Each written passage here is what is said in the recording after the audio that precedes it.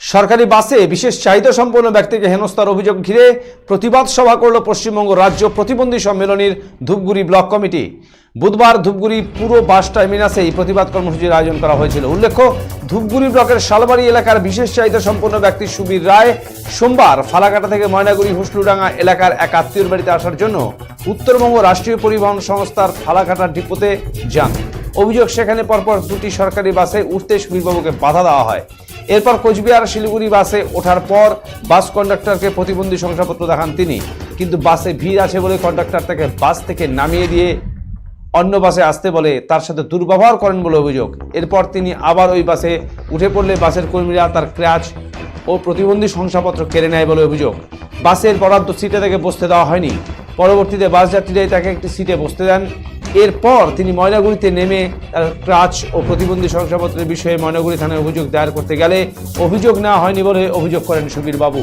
ঘটনাটি জানাজানি হতেই মঙ্গলবার ময়নাগুড়ি থানার তরফে ধূপগুড়ি থানায় এসে তার অভিযোগ নেওয়া হয়, কিন্তু অভিযোগ নেওয়া হলেও তাকে রিসিট কপিতে সিল দেওয়া হয়নি। ফের তাকে ময়নাগুড়ি থানায় আসতে হয়। প্রতিবন্ধীদের এইভাবে সরকারি বাসে হেনস্থার প্রতিবাদে সরব হয়ে ওঠেন বিশেষ চাহিদা সম্পন্নদের সংগঠনগুলো। এদিন ধূপগুড়িতে তীব্র প্রতিবাদ জানায় বিশেষ চাহিদা সম্পন্নদের সংগঠন। পেয়ে যাওয়ার পরে সেখানে যখন বাসটা ছাড়বে তখন কন্ডাক্টর এসে আমাকে বলে এই বাসে আপনি যেতে পারবেন না, আপনি পরের বাসে আসেন। বলি কেন আমি পরের বাসে? এনবিএসটিসির বাস? এনবিএসটিসির বাস। আপনি কোথা থেকে উঠছিলেন? আমি ফালাকাটা থেকে উঠছি। আচ্ছা, তারপর? ফালাকাটা বাস ডিপো থেকে। তো আপনি এই বাসে যেতে পারবেন না। কেন যেতে পারবো না? আপনি পরের বাসে আসেন। আমি পরের বাসে আসবো, আমি তো পরপর 3খানা বাস ছেড়ে দিলাম। আমি এইভাবে যদি কিনা আমি সময় নষ্ট করি, আমি তো পরবর্তী রাত হয়ে গেলে পরে তখন আমি পৌঁছাতে পারবো না আমার কথা।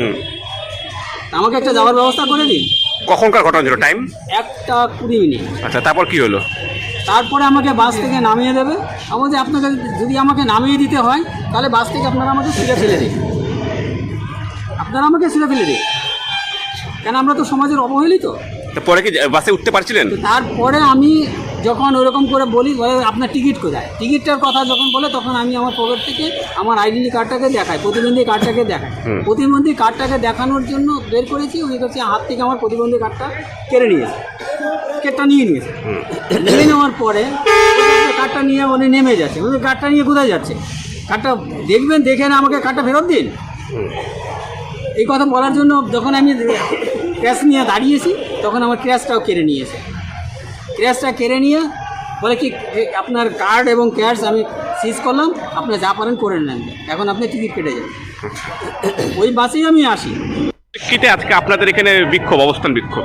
একজন প্রতিবন্ধী যে ক্র্যাচে ভর দিয়ে চলে, হ্যাঁ, বয়স্ক, তাকে যেভাবে স্টেট বাসে হয়রানি করা হচ্ছে, এটা কোনো সভ্য দেশে ঘটতে পারে না, সভ্য রাজ্যে ঘটতে পারে না। আমরা এর তীব্র প্রতিবাদ জানাচ্ছি এবং অবিলম্বে সে কর্মীকে বরখাস্ত করে গ্রেপ্তার করতে হবে। তা অত্যন্ত লক্ষ্যজনক ঘটনা।